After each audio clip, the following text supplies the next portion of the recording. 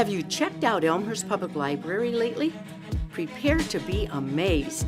The new Makery, located in the library's renovated basement, provides a hands-on creative space for patrons to invent, collaborate, and design as they transform their ideas into reality.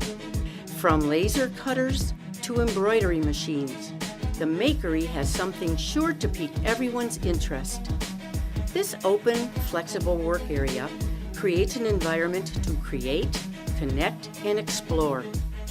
EPL cardholders, District 205 teachers and students, Elmhurst College students, work perks, and business cardholders are welcome to use the space.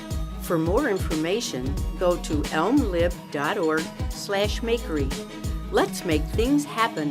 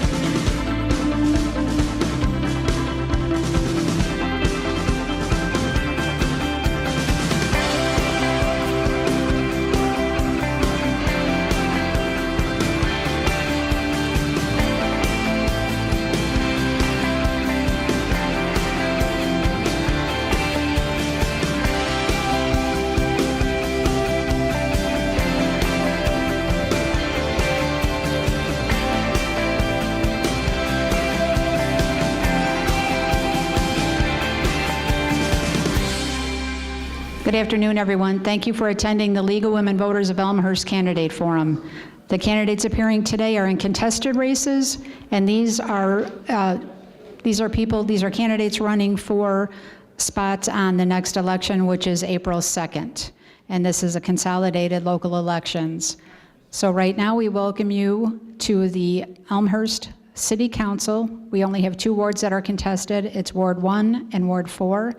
And Gilda Carew from our neighboring league in Arlington Heights is going to be our moderator today.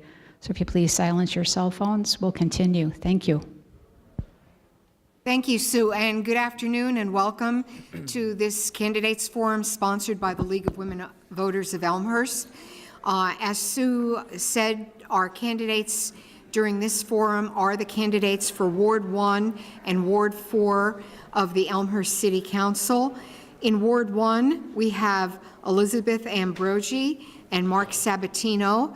You will be voting for one of them if you live in Ward 1. And in Ward 4, we have Mark Anglewitz and Noel Toludo, and you will be voting for one of them if you live in Ward 4. The way the forum will work is each candidate will have 2 minutes for an opening statement and 2 minutes up to 2 minutes to answer questions that were provided in advance by the League and that are in the brochures that you received when you came in. and they will have 1 minute for a closing statement.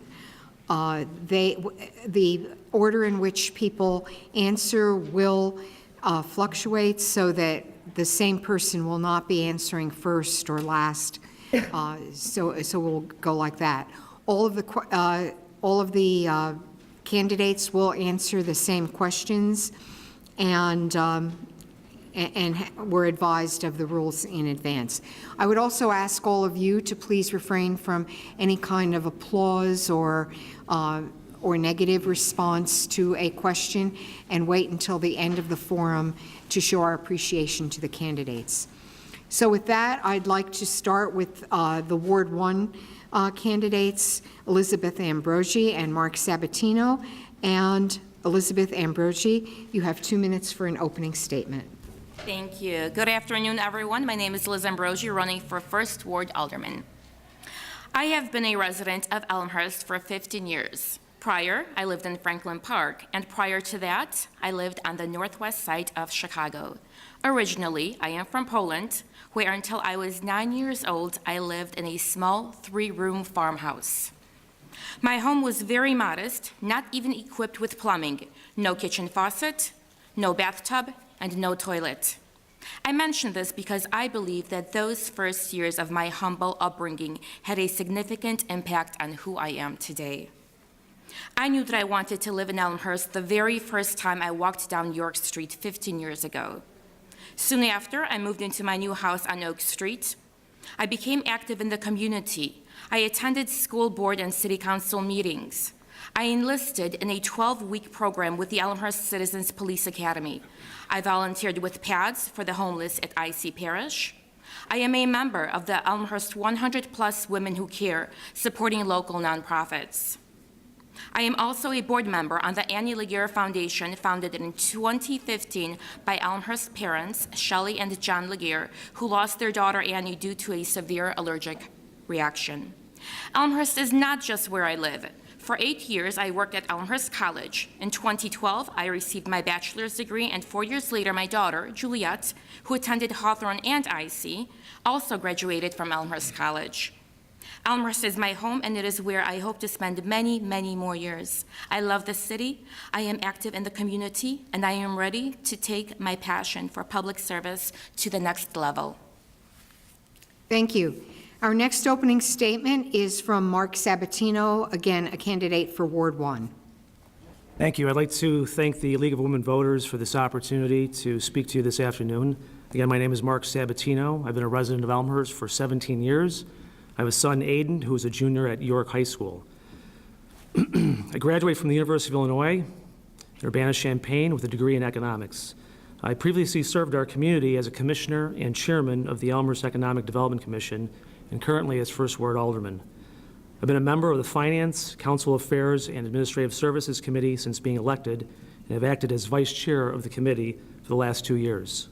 Our committee is responsible for all matters of policy related to revenues and expenditures, purchasing, personnel, budgeting, data processing, and financing.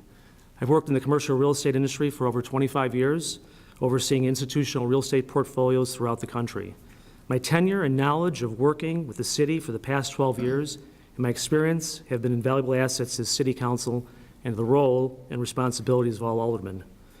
I'm running for re-election for First Ward Alderman as an advocate of the people, and you can be assured that I will continue to listen intently to my constituents and make sound, educated, informed decisions on your behalf. Thank you again for this opportunity, and thank you in advance for your vote on April 2nd.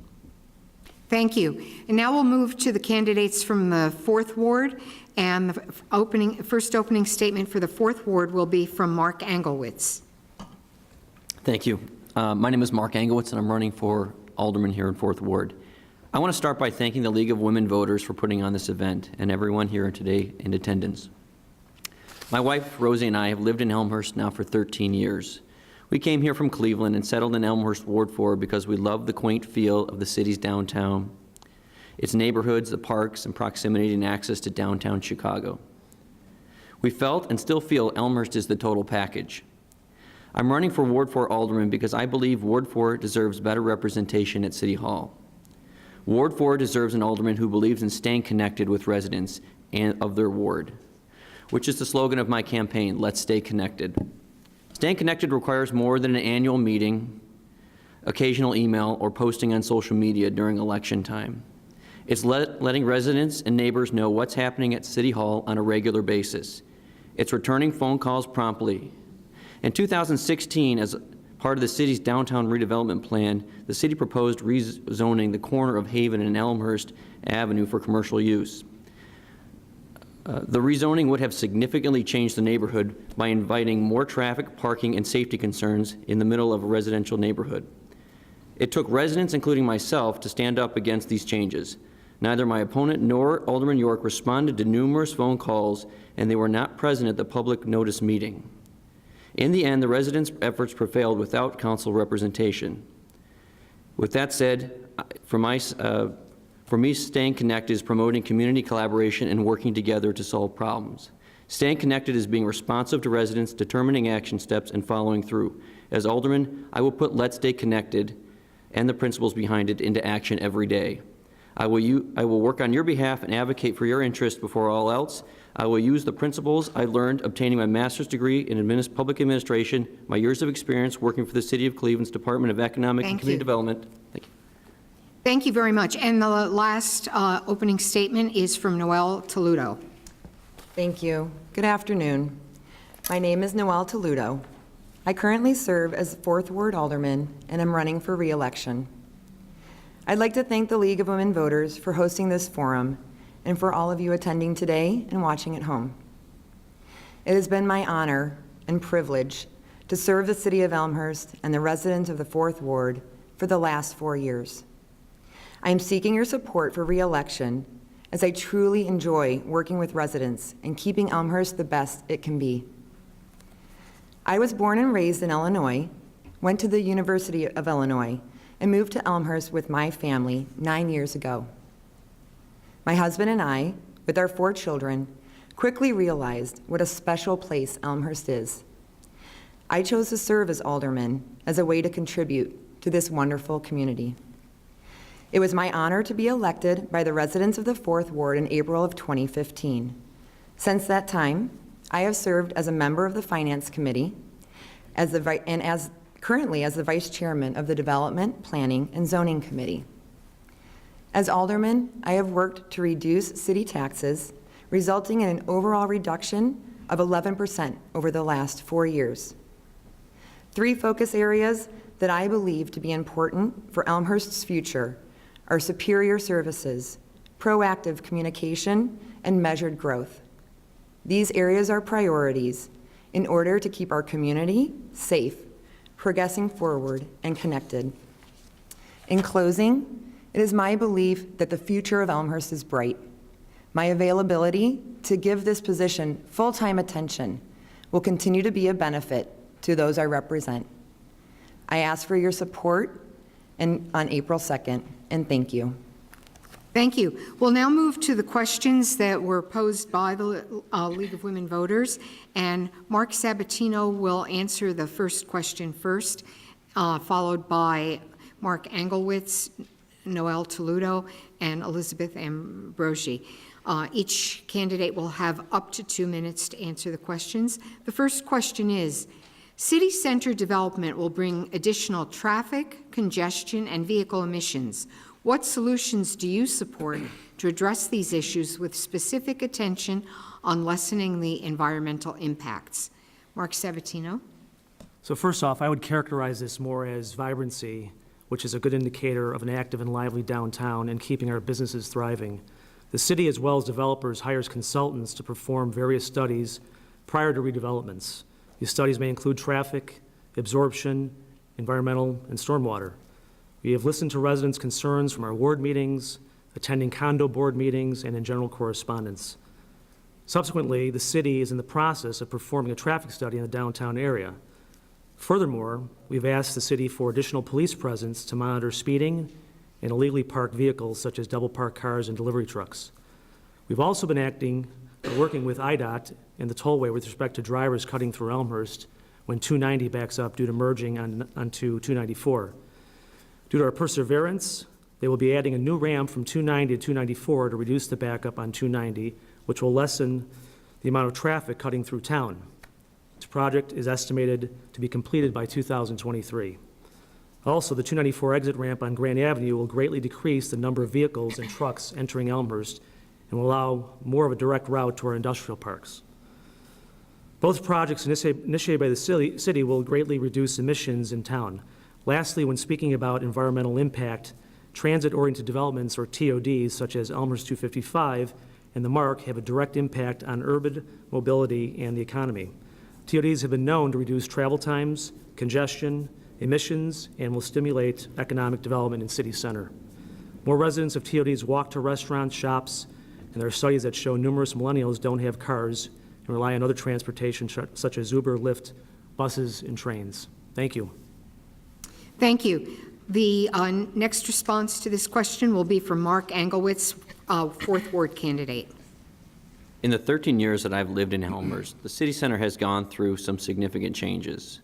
I've always enjoyed and appreciated our city center. In fact, it was a major contributor to my wife and Rosie and I deciding to settle here in Elmhurst. However, there's no question it's become busier and more congested as a result of the recent development. I appreciate this question because it's easy to get caught up in all the great things happening in town, yet overlook the unintended impacts. In the end, I believe that if the positives outweigh the negatives, then it can be considered a win. However, that does not mean we should neglect those negative impacts. In that, the City Council should consider if and how our development decisions are impacting traffic, congestion, and pollution. As a solution to reducing traffic and congestion and vehicle idling emissions, I propose the implementation of adaptive traffic signal systems in areas of high traffic and congestion, such as along Addison and York. The adaptive traffic signals systems work by using cameras and sensors to measure traffic demand and allows the traffic light to autonomously adjust the time between light changes and keep traffic moving. The solution is in many cities across the country and is shown to reduce traffic stops and idle emissions and improving traffic flow. Additionally, as a way to further reduce vehicle emissions, I propose the city enact an anti-idling vehicle ordinance. The ordinance relates to vehicles both on and off the road. Exhaust from idling cars carries higher loads of pollutants than moving cars, and therefore limiting idling time could result in cleaner air for everybody. The cities of Minneapolis have instituted such an ordinance, as did the nearby community of Batavia. Thank you. And the next answer to this question will be from 4th Ward candidate Noel Toludo. Thank you. Elmhurst City Center is a vibrant yet charming downtown. It was only a couple years ago that I was hearing from many neighbors and friends that we had too many vacancies in City Center and that something should be done. So I helped lead the creation of our downtown plan in 2016, a strategic planning document meant to provide a measured approach to city center development. For Elmhurst residents, this will bring continued vibrancy, less vacancies, and increasing property and sales tax coming from city center, which helps reduce the tax burden on individual property owners like you and me. With success come challenges that I am ready to help solve. Working with staff, we already have a plan for a detailed traffic study to understand changing traffic patterns and provide solutions, such as improving the timing of traffic lights to reduce backups, especially when train traffic is an issue during rush hour. We also need to work to increase the use of public transportation, bicycling, and electric vehicles. The metro station is currently being redesigned, an $18 million project, of which $16.5 million has been funded through grant money. The new station will bring more metro riders, and I will lead efforts to ensure more bike parking at the new station and throughout downtown. Additionally, as we implement solutions from the traffic study, we need to add bike lanes to further encourage bicycling to and from City Center. Finally, in our 2020 budget, I will work with staff to identify funds to bring more charging stations into our city center, especially in the parking garages where electrical infrastructure is easier to access. Thank you. Thank you. And the final answer to this question will be from First Ward candidate Elizabeth Ambrosi. I think that Elmhurst has a charming, quaint, and inviting downtown. However, I believe that new construction in the downtown area could have been planned better. I wish the buildings would have been spaced further apart to allow for a more breathable and welcoming atmosphere. I take environmental sustainability very seriously. I do a lot at home and at work to minimize my impact on the environment. I believe that Elmhurst can improve in this category by working with partners like the Elmhurst Cool Cities Coalition. Installing more electric car charging stations would encourage people to move away from gas-powered automobiles. Creating bicycle lanes in town would entice people to leave their cars home altogether. We need to do the right thing for our community and for the planet. Thank you. And I should add here that there was a mistake in candidate Ambroggi's name. There is an M. It's A-M-B-R-O-G-I and not Abroggi. With that, we'll move on to the second question, which will be answered first by Mark Anglewitz. And the question is, how do you feel Elmhurst as a community ranks in terms of providing fair housing? If you believe it could stand improvement, how should the City Council help facilitate progress? Again, Mark Anglewitz, 4th Ward candidate. According to government estimates, there are more than 2 million instances of housing discrimination annually, yet only 1% of these are ever reported.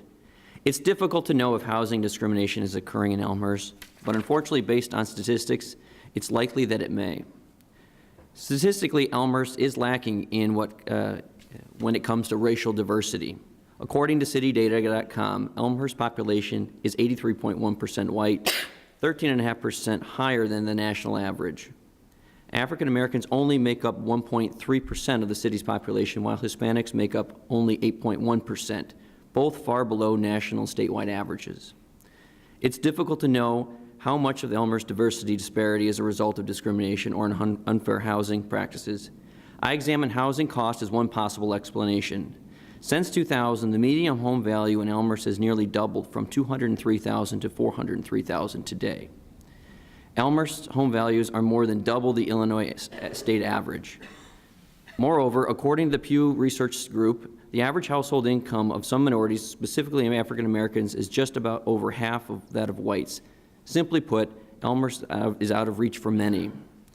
In an article published January 15, 2019 by the Doings Oak Brook, Elmhurst was one of 46 Illinois communities identified by the Illinois Housing Authority as failing to meet the 10% threshold for affordable housing, as mandated by the 2003 Affordable Housing Planning and Appeals Act. Based on IHDA's report, Elmhurst's percentage of housing sits at 9.7%. and needs to add about 100 units to achieve compliance.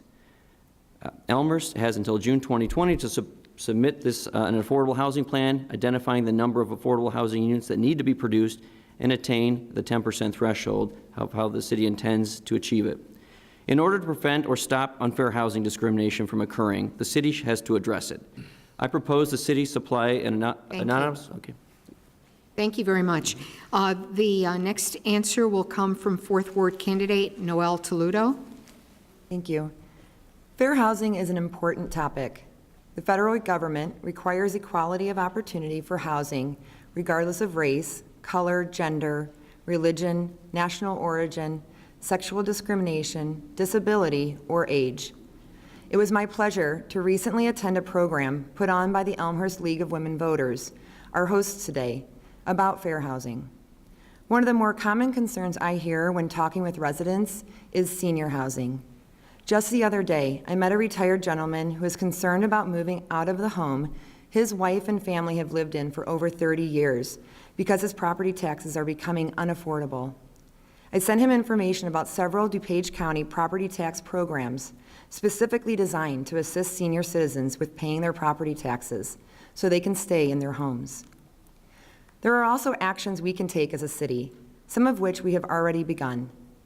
We recently approved several sub-area plans. Sub-Area 5, close to Elmhurst Hospital, is a natural area for additional senior living centers, and the plan encourages that in the future. Park Place and Artis Senior Living of Elmhurst are existing facilities in this area that already serve the senior community. Recently, this issue was in front of the Development Planning and Zoning Committee that I serve on as vice chair.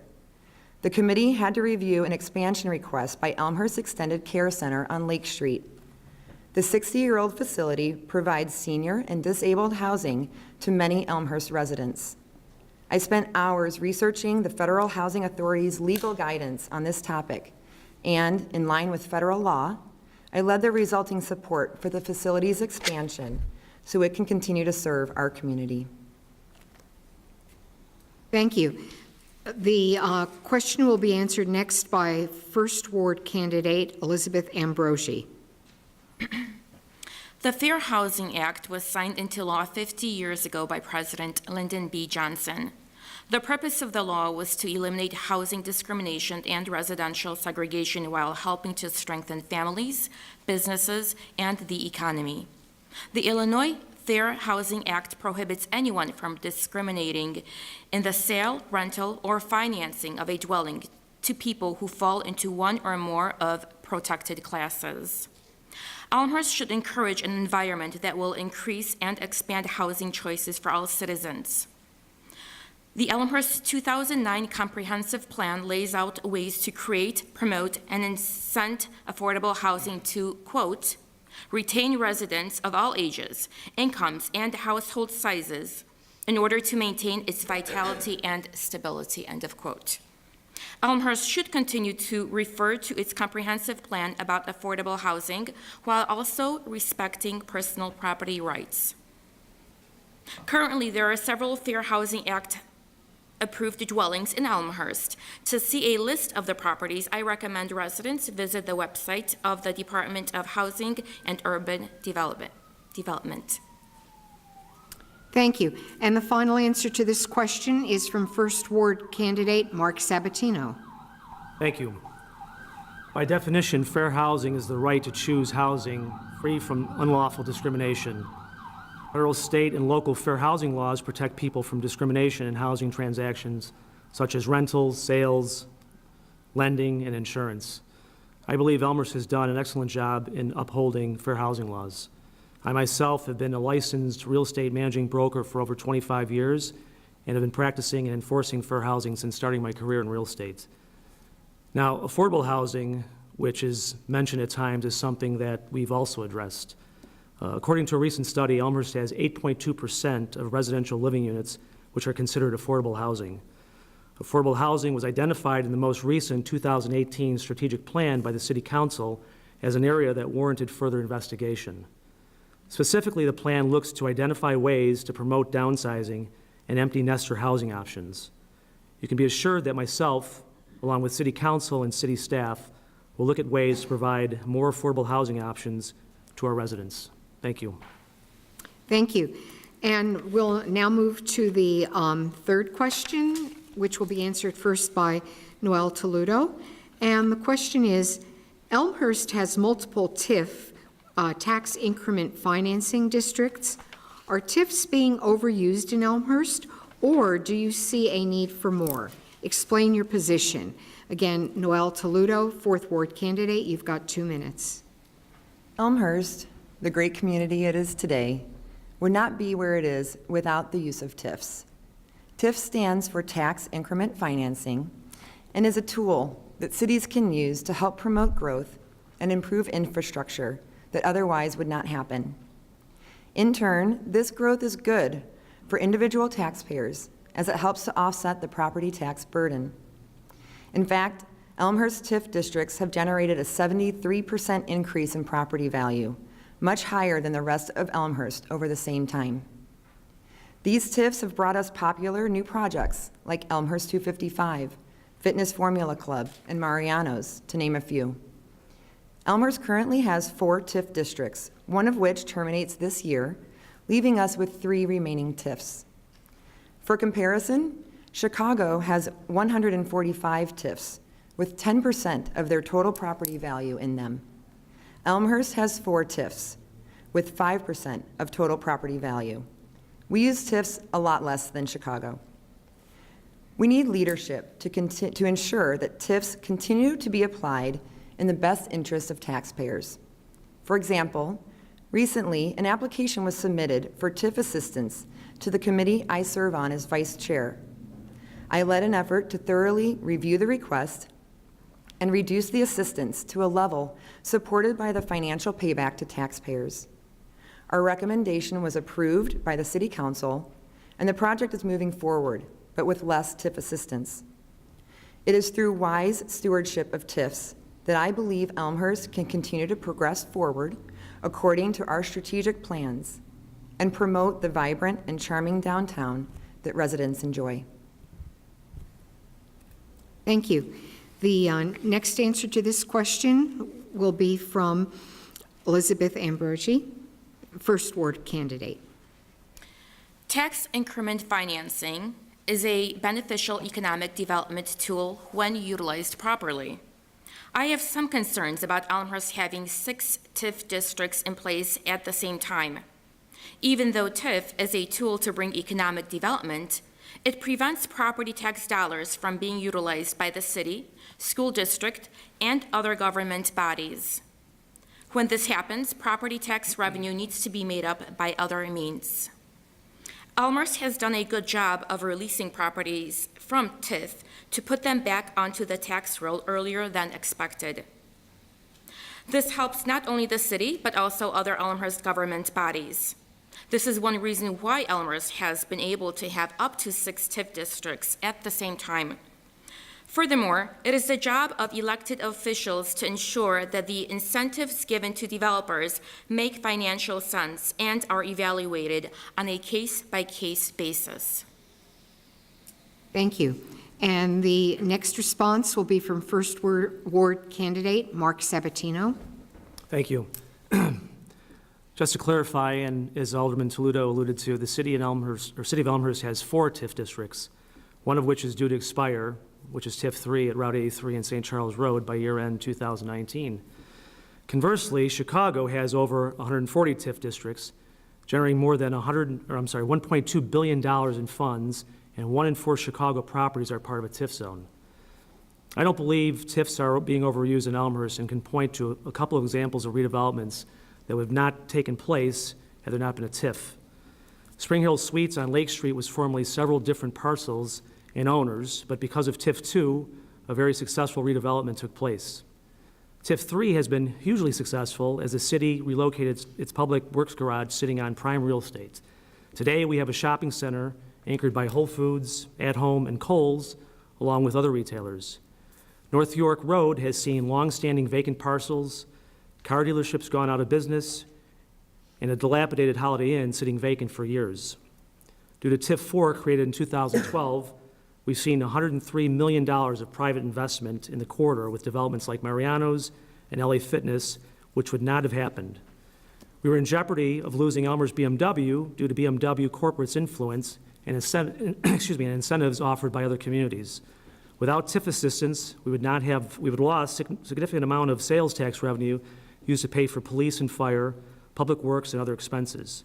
Elmhurst TIF districts have been a great tool in spurring significant economic revitalization. We've been a leader in structuring these revenue-sharing agreements, resulting in the distribution of millions of dollars to the school and park districts.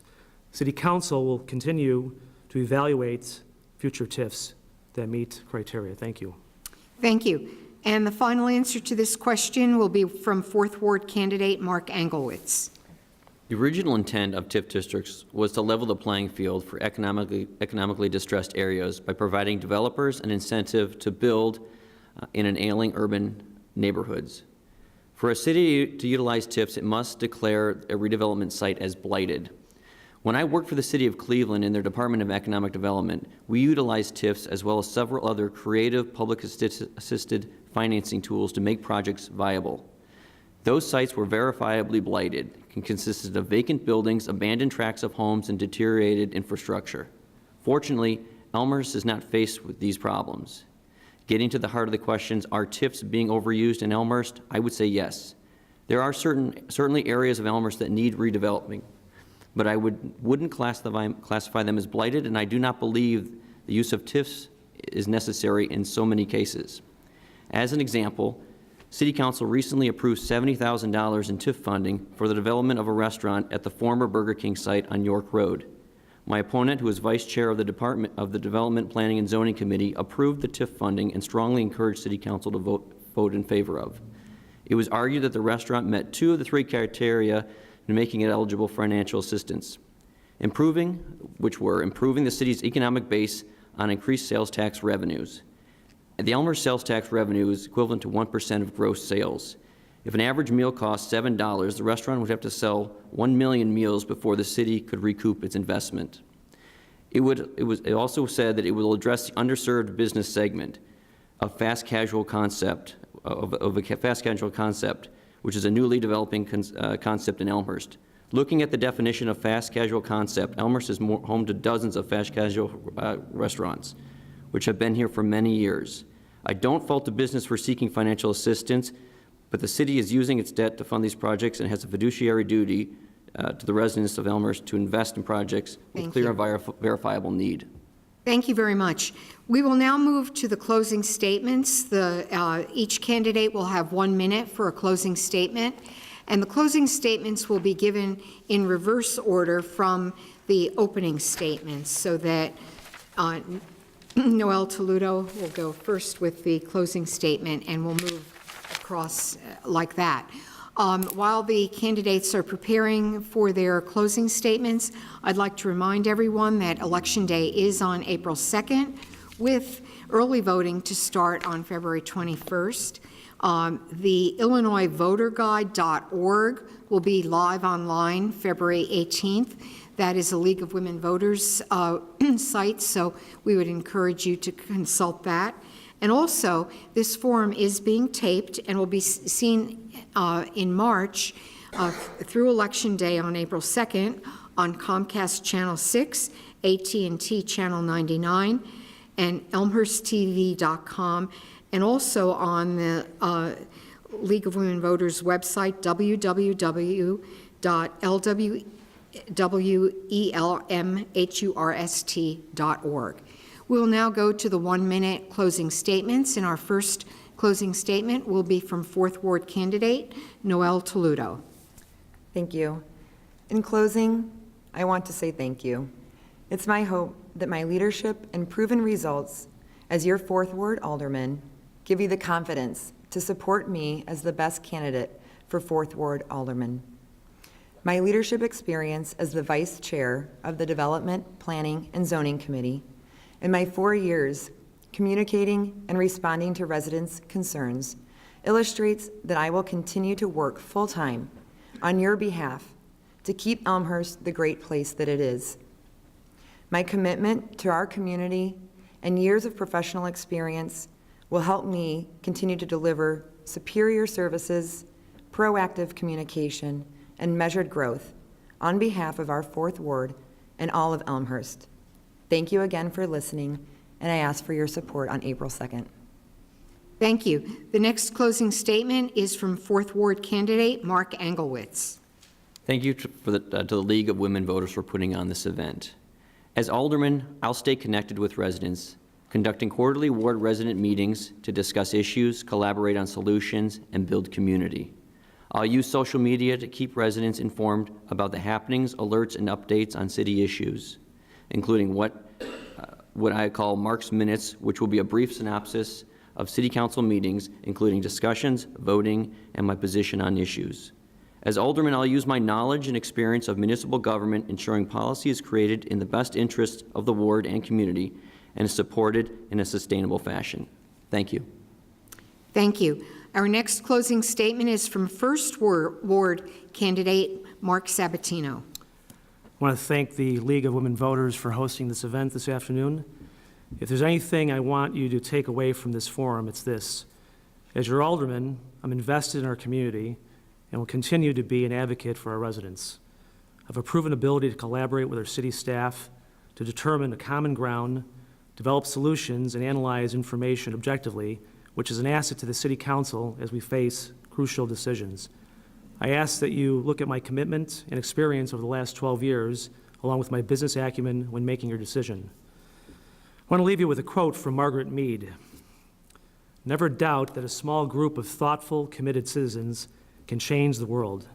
Indeed, it is the only thing that ever has. Your vote makes a difference and your opinion matters. I respectfully ask for your vote on April 2nd and look forward to serving you. Thank you. Thank you. And our final closing statement is from First Ward candidate Elizabeth Ambrosi. Thank you to the League of Women Voters, to those who attended, and to everyone who will view this recorded session. I hope that all of you leave with a better sense of who I am and what I stand for. Elmhurst is my home, where I live, worked, obtained my education, and remain involved in the community. I now hope to take that involvement to the next level. I am thoughtful, inquisitive, outspoken, and always proactive in finding solutions that accommodate everyone involved. My modest and diverse upbringing have truly influenced who I am. I am fiscally conservative, but socially progressive, respecting individual rights and always appreciative and careful to never take for granted our democratic system. I have a vision, a passion, and fervor to represent all residents of Elmhurst. Thank you. Thank you. At this point, I'd like to thank all of you for attending today's session, for our technical people who have been recording this and will be broadcasting it, and also especially to our candidates. Of our First Ward candidates, Elizabeth Ambrosi and Mark Sabatino, and our Fourth Ward candidates, Mark Anglewitz and Noel Toludo. You'll be voting for one candidate in the First Ward, one candidate in the Fourth Ward, and I'd like to thank them for their thoughtful responses to the questions and for being here today. Let's give them a hand. Good afternoon and welcome to the League of Women Voters of Elmhurst Candidate Forum for the April 2nd, 2019 Consolidated Elections. This panel will feature the candidates who are running for 2 6-year terms on the College of DuPage Board of Trustees. So on April 2nd or during early voting, which begins on February 21st, you will have the opportunity to vote for 2 of these 4 candidates to represent you on the College of DuPage Board of Trustees. Our candidates are Maureen Dunn, Dan Bailey, Mark Incroci, and Annette Corrigan. And each of them will have 2 minutes for an opening statement. They will be answering questions that were posed by the League of Women Voters and were given to them in advance. And then we will also take questions from the audience. So if anybody in the audience has any questions they'd like to submit, please do so. All questions will be answered by all candidates, so please do not direct any questions to one particular candidate. The candidates will also be alternating in terms of who answers a question first, so that the same candidate will not be answering a question first every time and last every time. And I'd also like to ask the audience to please turn off any devices that make noise, and also that you refrain from any kind of support or opposition to what a candidate says. You'll have an opportunity to show your appreciation at the end of the forum. With that, we've got timekeepers. The candidates have been apprised to keep track of time, and the timekeepers will give them warnings at appropriate times before their time runs out. So we'll begin with the 2-minute opening statements, and the first opening statement will be from Maureen Dunn. Hi, everyone. My name is Maureen Dunn. First thing, I just wanted to say from the outset that I'm not a politician. I decided to run for this role late in the game because I really care about the future of the college as an alum, as a mom, and as an educator.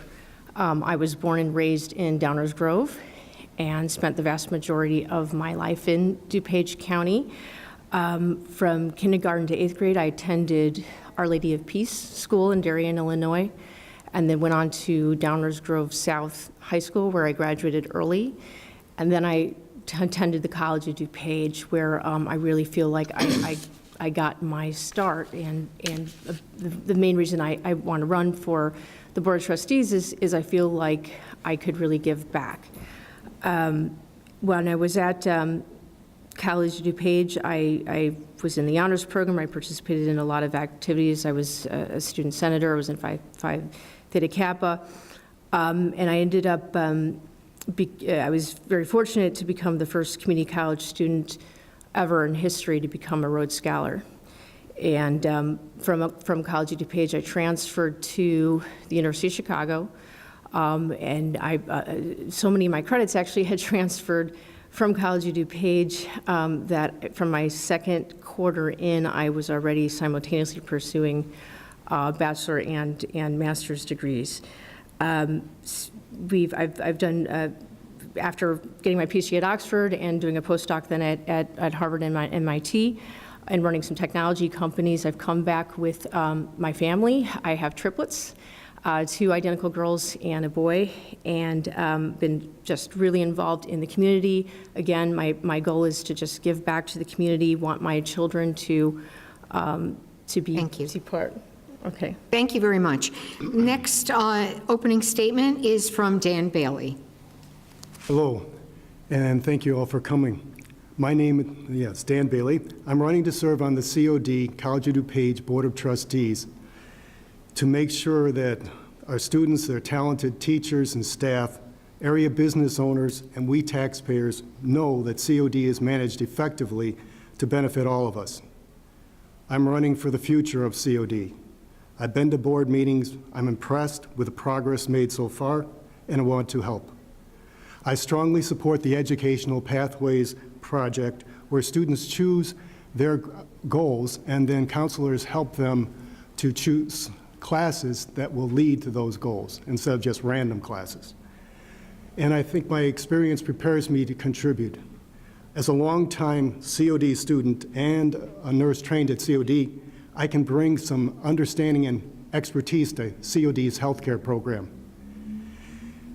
And I know and appreciate the quality of teaching here. So there can be some potential tensions between teaching staff who know resources that are needed and management who are trying to hold the line on a budget. I have hands-on experience with the positive results of collective bargaining and 30 years experience as a community organizer, bringing people to work together to achieve common goals. There are space planning issues, a decrease in enrollment, and a constant tension between tax revenue, student fees, and future needs. So many options need to be evaluated. I strongly believe in the power of education to change lives. I know that it has for me. COD enabled me to completely turn around my career from locomotive engineer to registered nurse and to work in a free clinic in my town serving or helping the underserved. And my children and I were raised in DuPage, and I care about, whoop. Thank you. Our next opening statement is from Mark Incrosi. Good evening. I was born in Lombard. I married my high school sweetheart. I went to Willowbrook. She went to Glenbard East, which is scandalous in this town, as you all know. We live in Darien. We have 3 boys, 9, 7, and 3. I have been in the logistics industry my whole career. I went to Valparaiso for my undergrad, and I received my master's from Benedictine University. It's a Master's of Science in Organizational Behavior. It actually has a business focus, but has a psychology twist to it for my management. I am the Director of Organizational Development for Black Horse Carriers, and 3 years ago, led me down the path because part of my job is to figure out gaps for my organization. And one of our gaps is we couldn't hire truck drivers. There's a gap in not just truck drivers, as I learned, but in all of the trades. We have been neglecting the trade education for 3 decades. And because of that, I started getting involved advocating for more trade programs with COD. I truly believe that the COD resources and facilities are amazing, and with my expertise in the field, also working with trade employers, we can put forth more options for students that don't want to go to a 4-year university. Thank you. And our final opening statement is from Annette Corrigan. Good afternoon. I'm new to this as well. I'm a mother of 4 children, 2 college students and 2 in high school. Both of my college students have been students at one time or another at the College of DuPage. I'm also the wife of my husband and I have been married for 25 years. We've been residents of District 502 for 28 years, but we've resided most of that time in Wheaton. And we both attended Marquette University. I also went to law school at Marquette University, but that's where I met my husband. I'm a practicing attorney right now, and I'm specializing in the area of family law, and my office is in Wheaton.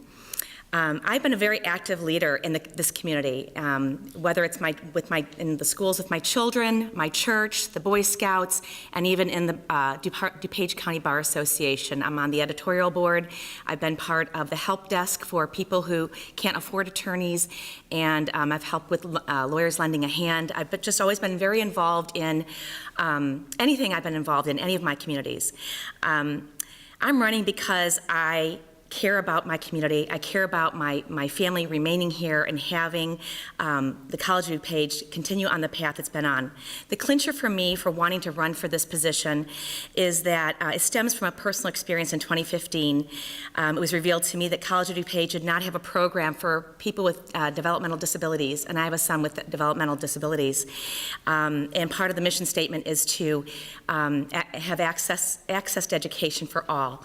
And so I'm interested in helping to promote the fledgling program that they now have in place at College of DuPage. It has a long way to go, but I expect my son to be a part of that program, and I hope to be an ambassador for that program. Thank you. Thank you. We'll now move to the questions. There were questions posed by the League to all of the candidates, and the candidates have agreed to limit their answers to 1 minute or less. The first question, which will be answered first by Dan Bailey, is, have you attended the regular College of DuPage Board of Trustees meetings, either in person or by virtual by AV link? If yes, what have you observed about the current board that you approve and or disapprove of? If no, explain your decision not to attend. Again, Dan Bailey will answer first, and you have 1 minute. Thank you. Well, first, I approve of several things. That there is more cooperation working together than in 2015. For example, outgoing COD President Rondeau and COD Faculty Association President Richard Jarman complimented each other at the December COD board meeting and were both lauded by board members and others. Listening to their intelligent conversation was refreshing and uplifting, much different than the 2015 meetings I was at before. I liked hearing also that they would invest in a gallery that could host other such events. I have heard some concern on the other side. I have heard some concern that the board is more involved than ideally in managing COD, which is more the president's job. The balance between oversight of the institution and the president and setting an overall vision. I'm concerned about the board also nixing a hiring recommendation by the faculty for 2 people not too long ago. Thank you. The next response to this question is from Mark and Croce. Yes, thank you. I've been going, as I said, for a couple of years now to the board meetings to learn more about COD and their processes as it relates to the trades. And my background is to be in a meeting and listen to what's not said. And the first meeting I went to was very interesting to me because there was definitely conflict amongst the faculty, the administration, and the board. And it's been, again, I get my geek on with my master's of science there because I saw a transition over the last couple of years from conflict to healthy conflict. And that healthy conflict is really pushing the college towards end results because everyone's fighting for a better COD. And I do approve of that tremendously. Thank you. Annette Corrigan.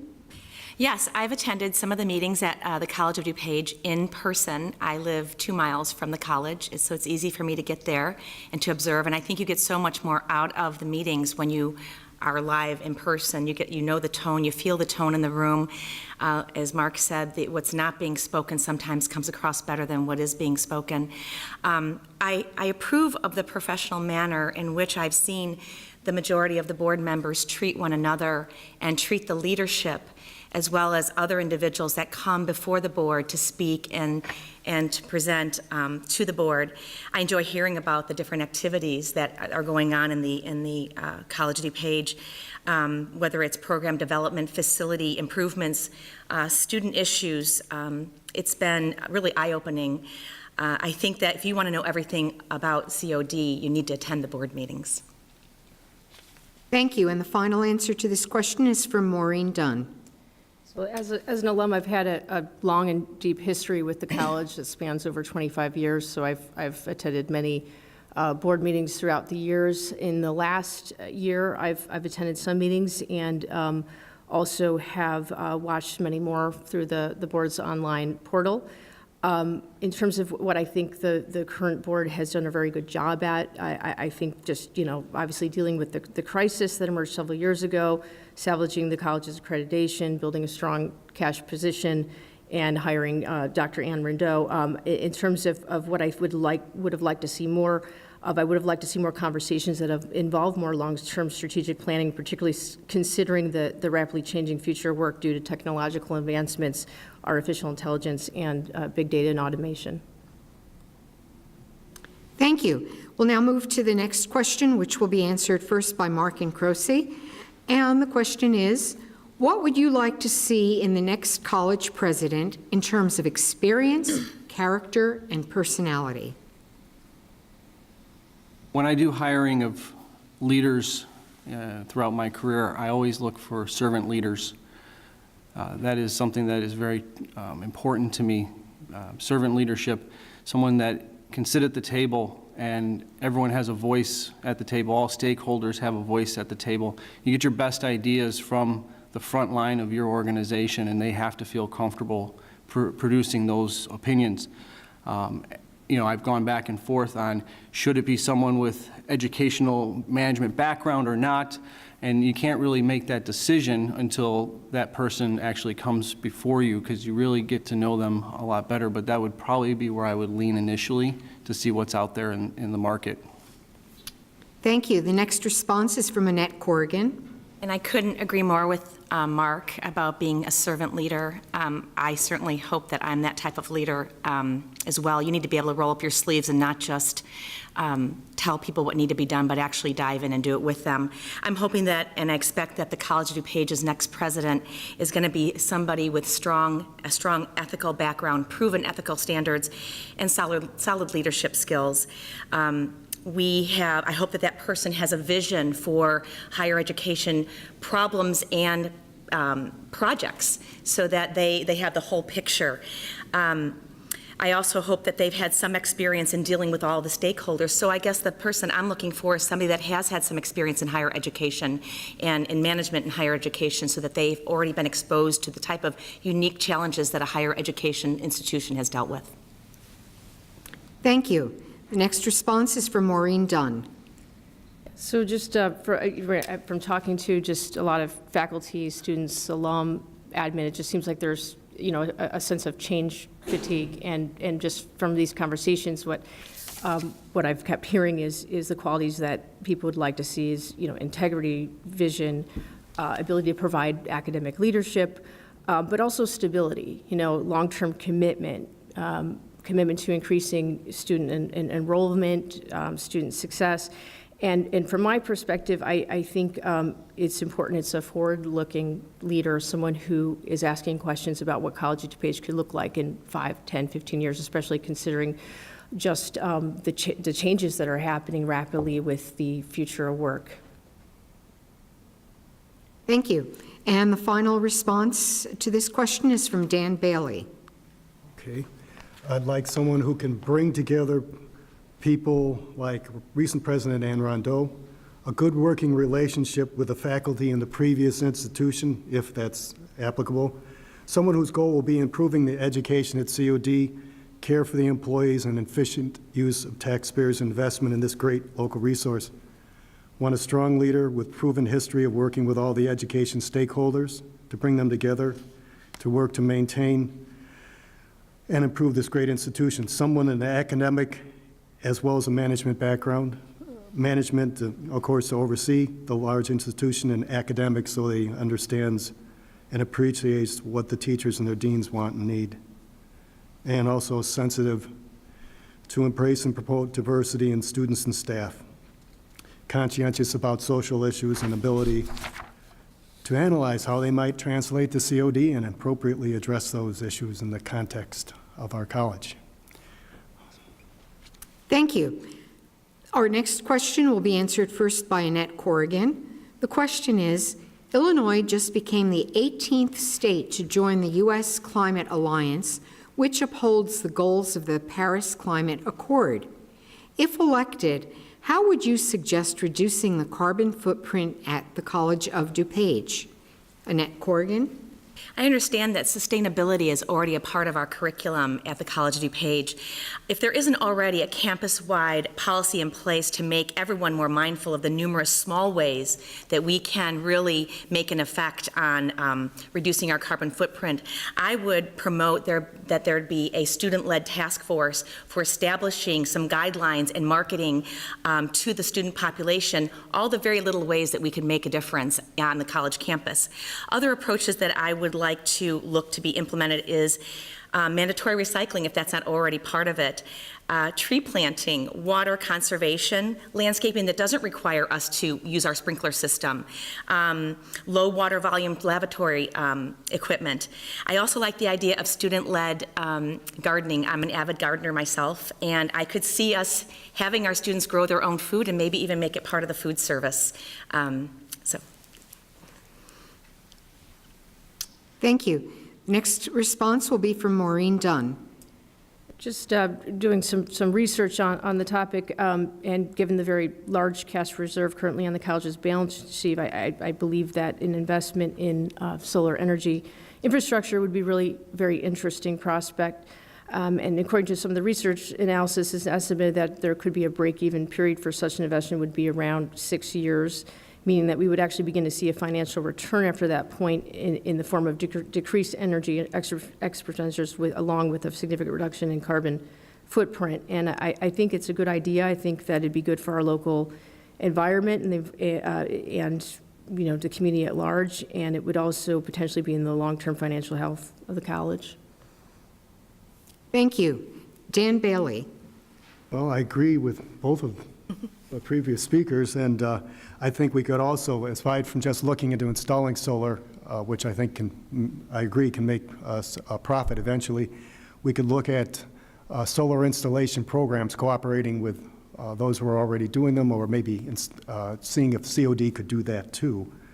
Another is we could improve and make transportation more efficient, some like a bus route improvements, emphasize and encourage ride sharing. One way might be with preferred parking for multi-occupant vehicles, reduce the need to travel by creative class organization, and encourage, this is one I like, encourage bicycling, walking to get to classes with covered, secure bike storage. When I rode my bicycle, it was out there in the elements.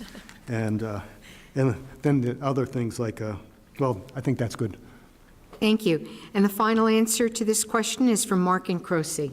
Thank you. So my opinion is law or no law, we have an ethical responsibility. I am an Eagle Scout, and I took an oath to protect Mother Nature. And my approach to this would be to more engage the stakeholders at the college itself, the students, the administration, the faculty. You're going to have a lot of passionate people about the environment. There's so many different ways. You heard them here at this forum. There's so many different opportunities on how you can improve your environment, and they need to be involved in which one do we go after first. What's going to impact the school the best, and then we just be executive champions at the board to make sure that they can implement them. Thank you. The next question will be answered first by Maureen Dunn, and the question is, what do you feel is the most pressing issue for the College of DuPage for this coming year? Yeah, I think just there's so many people in our community that are really ready for a to be uplifted by a proactive dialogue about the future of the College of DuPage, what College of DuPage can look like. And part of that, I think, is also just really encouraging better dialogue and communication between the faculty, between the Board of Trustees, between the administration, and building that trust, and having these conversations about the future, especially considering the changes that are likely to take place in the next 10 to 15 years in the future of work. Thank you. The next response will be from Dan Bailey. Okay, well, there's a few things I would think about. The president is kind of important. Finances, getting that in order will prevent future crises. And the long-range vision plan, I think that's up this year, but I'm not absolutely sure. But that seems like something that we should look into to solidify the long-range vision and get everybody on board. Because then the college will be together, moving together in one as a body. Thank you. Thank you. And the next response is from Mark and Croce. Yeah, I believe the biggest concern right now is the declining of the enrollment at the College of DuPage, which is not unique to the College of DuPage. It's happening all across the country. I feel that my vision of expanding our trade programs, existing facilities, and partnering with local trade employers to put students into a path and a career that is middle-class wages and they can be very respected for what they do will help increase enrollment at the college. I wouldn't take away from anything that exists. I went to a four-year university, I have my master's, and it changed my world. So I would encourage anyone that wants to do that, but I think we can build on the existing infrastructure to create more options for the students that go to the College of DuPage. Thank you. And the final answer to this question is from Annette Corrigan. Yes, the number one issue, I believe, is putting the right person in place as president, somebody with strong ethical experience and who embraces transparency and communication. Once that position is filled, I think we can move on to the enrollment issue. I agree with Mark. The decline in our enrollment right now, it's a national issue, but it's definitely affecting the College of DuPage as well. There are sections of our population, as I discussed earlier, people with developmental disability, cognitive issues that have not been able to be students at our college up until just a couple years ago. The program that is in development now is small. It's a fledgling program, but it's out there. And having been exposed and being an active member of that community with my own family experiences, I can tell you there is a need in our community to address that accessibility to education for people with those types of disabilities. And COD should be jumping on that, and it'll have a direct effect to our enrollment. Along with, as Mark said, vocations. We need to tap into those underserved students. Thank you. The next question will be answered first by Dan Bailey, and the question is, what are your thoughts on diversity in the staff and student body at the College of DuPage? Do you think there is a need to increase diversity? And if so, how could this be done? Dan Bailey. Well, I think there is a need to increase diversity with the staff, because there's, let's see, around 1,100 European staff and about 100 Asian, and then the other minorities are less than that. So there's a need for it. I think we would add to the criteria for looking for candidates, that criteria is to look for diversity, but it might already be there. I haven't talked to the people who do the hiring, so I don't know. And the other thing we can do is make sure that the people who are diverse, like let's say immigrants with or without papers, that they are welcome at COD, that counseling and others are arranged for that. Thank you. Mark and Croce. Yes, traveled throughout the country for my job, and we live in the Chicagoland area, and it is a diverse population in Chicago and the neighboring suburbs.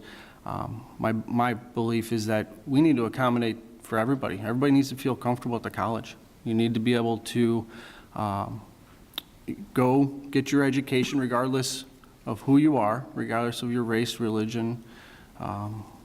Doesn't matter. You need to be able to feel comfortable, and to do that, we have to ensure that our administration is creating an environment with the faculty to keep that comfortable environment established at COD. Thank you. Annette Corrigan? Yes, I've done some research on the diversity as far as the student population at College of DuPage, and I'm aware that presently we are 55% white, 21% Hispanic, and the Asian and Black population are both 9% at this point in time. We are considered a very highly diverse population, student population. I'm not aware exactly of what the statistics are for the teacher population, but I do believe that one of the best approaches is to continue with our outreach efforts to reach people of lower means. The median income for our community is $88,000 a year for the household income, median range. I know that there are many places in District 502 that the income is much less than that, and we need to be able to reach people who don't have the means and maybe don't know that they can become students at the College of DuPage because of the financial obstacle in their way. There also might be some language barriers, and so I think we have to continue with our outreach efforts. Thank you. And the final answer to this question is from Maureen Dunn. So I think the demographics of DuPage County have changed quite a bit in recent years, and the college has been putting in efforts to accommodate diverse needs. I would say, I would agree actually with just, that there does need to be more efforts in terms of outreach. There's a lot of students out there that are still the first students to go to college in their families, that we could be doing more outreach to. When we think about diversity, there's a number of ways we can, I think this question could be answered. Also, I think that just the college putting more effort in showing role models, that are reflective of a diverse population, like in STEM careers, could be really helpful for even the students that are there. And then finally, I've been a lifelong disability advocate and been working really closely with Michael Dugan and some others at College of DuPage for resources for students with autism. Thank you. Our next question is, should Deanne Mazzocchi resign from the College of DuPage board, since she has also been elected to the Illinois House of Representatives? And this question will be answered first by Mark Incrosi. Yeah, so at the last meeting, she actually did resign. So that did take place. I do agree with her decision to resign. She moved on to the Illinois State House, and that's enough of a full-time job, and someone that in this position needs to be dedicated to COD. Thank you. Annette Corrigan. I thought Ms. Mazzocchi had resigned as chairman from the board. I didn't realize that she had resigned yet, but that may be her plan. So I have different information than Mark on that. She's proven herself to be an ethical and effective leader on the board, and COD is in sound financial footing and was able to resolve its credentialing with the Higher Learning Commission under her watch.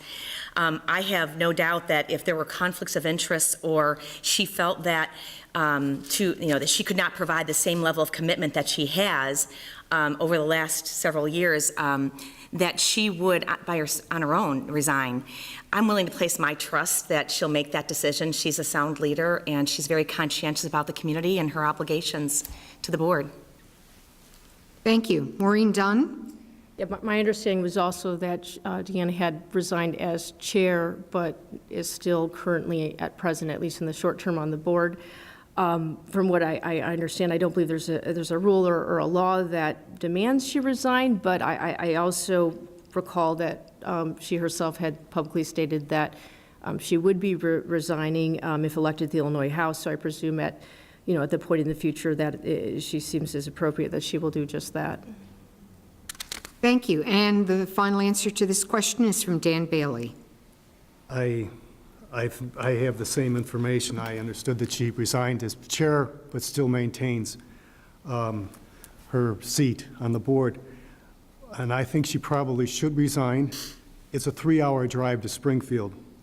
And I think it would be hard to get to events and meetings that begin at 6 in Glen Ellen while part of the legislature. There's possibly would be conflicts of interest in addition to time. I'm not sure about that, and Thank you. And then the next question is, and it will be answered first by Annette Corrigan. The question is, do you think there is adequate transparency in the activities of the College of DuPage Board? And if not, what might be done to increase it? I can only speak from what I've observed, and that has been in the meetings that I've attended or I have watched online. I think there's always room for improvement when it comes to transparency and communication. I'm a big proponent of having a presence in whatever it is. Whether you're a parent, you need to be present at home. If you're a volunteer, you need to be present in where you're volunteering. If you're an employee, you need to show up for work and show up on time. Hands-on, you need to have that. And I think that, so I think there's always room for transparency.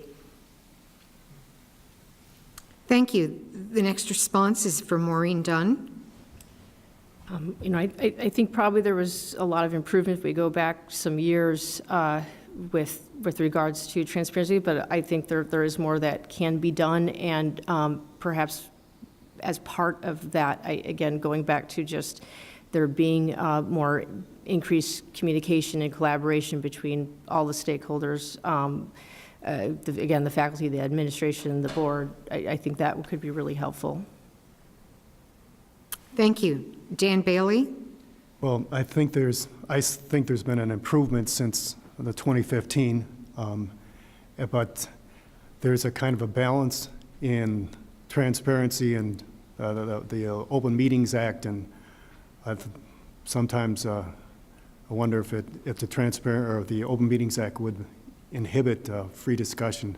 But at any rate, I want to have continued with transparency. I think that having the meetings brought or tape recorded and available for people to watch is good. So I want to make sure that the people of the community are involved and informed as much as possible. Thank you. And the final response to this question is from Mark Incrosi.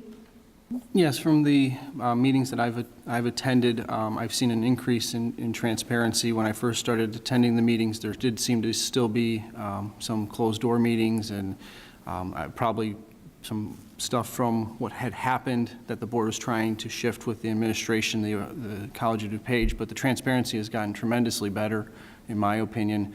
It can always be improved. If the stakeholders are involved in the decision-making before the board meetings, they have a say, that will help expand the transparency because they're going to be part of those decisions.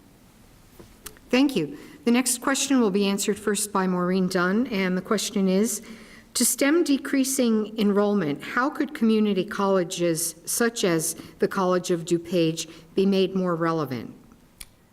Right. So that's actually a very important question to me. I've actually, before I decided to run for this role, I'd been working very carefully with the college in increasing STEM resources. It's a big passion of mine is just how do we, making sure that our students are receiving an education that's relevant to 21st century skills, but improving the quality of our education and upgrading some of the technology, but in a way that's not in any way going to increase taxes. And so one thing I've been working on is some National Science Foundation grants, and I think there's a lot more that can be done with private sector resources to improve that problem. Thank you. The next response is from Dan Bailey. Well, I'd like to improve the relevancy by making sure that programs that are supposed to be for job preparation, job training, actually have careers that will be connected to them, greater interaction with employers that we're trying to work with, greater interaction with four-year institutions that we're sending students onto, and then also just reaching out more to communities that, as you've said, don't have enough don't have all the resources, or people that don't have all the resources. Those are the people that need COD the most, and those are the people we should try to reach out to and make sure that they feel welcome and their needs are served. Thank you. Mark Incrosi? Yeah, I'll continue on with my passion for expanding the trade programs, which many people might not realize, because a lot of us don't realize what's involved in trades. We're the stage crew of the world is what I call us. No one knows why the lights go on. No one knows how the food gets on the shelves. It just gets there.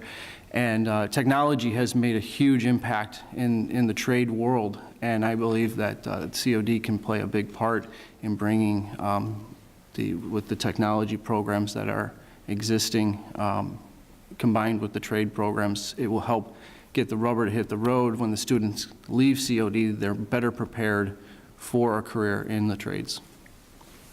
Thank you. And the final response to this question is from Annette Corrigan.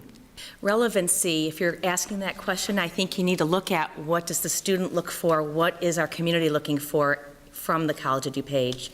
And on the one hand, I have a son that goes to school out of state. He would like to be home and studying at home at the College of DuPage and obtaining some of his credits from his own college, community college, having more programs like more credits that will transfer for him and his program. As far as the stakeholders, our business owners, what are they looking for from our students? What type of education, what kind of classes can we provide? We have I think some of the culinary classes are out in Elgin Community College. It'd be nice if we could bring some of those classes back to College of DuPage. We were training our deputy sheriffs at another community college instead of training our own deputy sheriffs here at the College of DuPage. That has now been brought home. So when you look at relevancy, I think you have to look at it both ways, both from the student's perspective as well as the community's perspective and what their needs are. Thank you. And now we'll be moving to closing statements. The closing statements will be given in reverse order from the opening statements. And while the candidates are gathering their thoughts and for their closing statements, I'd like to remind everyone that the League of Women Voters of Elmhurst will be using the IllinoisVoterGuide.org as its online voter guide in this election cycle. And it is scheduled to go live on February 18th, and with early voting scheduled to start on February 21st. And, of course, the on-site voting will be on April 2nd. This forum is being taped and will be available in March until Election Day on April 2nd. It will be on Comcast Channel 6, AT&T Channel 99, elmhursttv.com, and on the League of Women Voters website, www.lwelmhurst.org. So with that, we'll go to the closing statements, and our first closing statement will be from Annette Corrigan, and you have 1 minute. I would like to thank the Elmhurst League of Women Voters for hosting this candidate forum this evening. It's so important, I think, that our voters have a chance to hear from the people who are running and who would like to serve as their leaders in roles such as a trustee for the College of DuPage. I've never run for anything before. This is brand new to me. I'm pursuing this opportunity truly because I think that I could bring ethical and effective leadership to this wonderful institution we have. I know that that if I have the privilege to serve as a trustee member, I'll bring those attributes to the board. I like the saying that we've all heard, in its many varying forms, don't just listen to the words, but look at the deeds. I've always found a way to give back to my community, and I know I can give back as a trustee member on the Board of Trustees. I give credit to my parents and to my Joliet roots for making me the type of person who isn't afraid to just lead from a daze, but Thank you. in the trenches. Thank you very much. Our next closing statement is from Mark Incrosi. Thank you, everybody, for having me. This is my first candidate forum ever. So I am actually very grateful. It was very nice to meet the other candidates. As you've heard, I'm very passionate about the establishing trade programs for the College of DuPage. The college has gone through a lot For all of us that have lived in this area, it was hard when we heard what had happened. It's nice that the board has moved the ship in the right direction. I personally feel I'm coming to the table with a vision, vision for COD, vision for the future of the students. We have a skills gap that we've neglected for 30 years, and we need to put programs in place that are going to allow those students an opportunity, and COD is the path. I mean, they really can. They have a great facilities. They have amazing faculty that I met. The administration is solid, and with executive champions, we can get COD to continue to be a wonderful place for DuPage County. Thank you. And our next closing statement is from Dan Bailey. Thank you, and thank you, League of Women Voters of Elmhurst, and all of you for coming and listening. Well, I've been at COD as a student repeatedly since the 70s. I took classes for health enrichment, studied Spanish, explored options for a new career, and changed my career here. My family's used it. The board would benefit from the point of view of someone like me who has relied on COD throughout their life. COD has been there for me and my family. I want to see this great resource continue and even improve for others. My commitment is to take into account the interests of all the stakeholders at COD, including taxpayers, students, and faculty, in my decisions and long-term planning. I'm running because we need people who value public education, appreciate teachers, and want to strengthen this common good at COD. I hope to guide the COD into a positive future with your help. Please vote for me, Dan Bailey, for COD on April the 2nd. Thank you. Thank you. And our final closing statement is from Maureen Dunn. Thank you, everyone, for inviting us also, and for everyone that showed up in this weather. Appreciate it. I also have never run for any kind of political office. As I mentioned, I'm running mostly as an alum, and I feel like the college is at a crossroads, and I have some special expertise and background that I think I could do a lot of good. And when I was a student at COD, the motto at the time was lifelong learning, and I feel like that's, it's never more true than today. I mean, it's already becoming commonplace for people to have multiple careers throughout a lifetime, and I believe that, I could really help the board in having proactive conversations about what the future of COD can look like, what the future of community college, what it would need to evolve into, which I believe should be a primary community resource for retooling skills and reskilling throughout a person's lifetime. Thank you. With this, our forum has drawn to a close. I'd like to thank everyone who did come out today for this, and also I'd like to thank everyone who will be watching this, the taped version of this, and becoming informed voters. I'd like to thank all of our candidates for their thoughtful responses to the questions and for taking the time to also come out and to meet with the people who will be voting for them. And I'd like to thank you all for your decorum today, and let's give our candidates a big hand. And also thank you to the League of Women Voters of Elmhurst. Putting on a forum like this has a lot of people working in the background that you don't see. We have the timekeepers, we've got people putting water on the tables, adjusting the signs, checking in the candidates as they arrive, putting together the rules, keeping in touch with the candidates, and also our audio-visual people who are working behind the scenes. So thank you to everyone for making this a success, and have a safe trip home.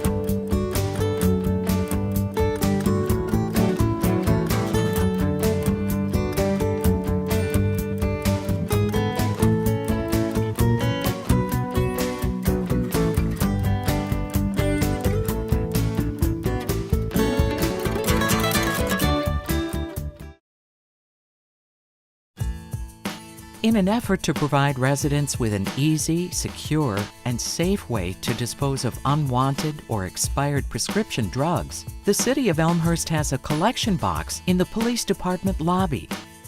This safe and easy drop-off location allows residents to be eco-friendly and keep medications out of the water supply, in addition to keeping them out of the hands of our youth or individuals who might otherwise abuse prescription drugs. Prescription painkillers, or opioid pain relievers, are to blame for nearly 3/4 of tragedies caused by drug overdose. Residents are encouraged to look through medicine cabinets and bring these expired or unwanted medications to the Elmhurst Police Department. In an effort to make it even easier for residents to dispose safely of their unwanted or expired medications, the police department hosts annual prescription drug take-back days, where a portable prescription drug collection box is available at various community events. For more information, visit www.elmhurst.org.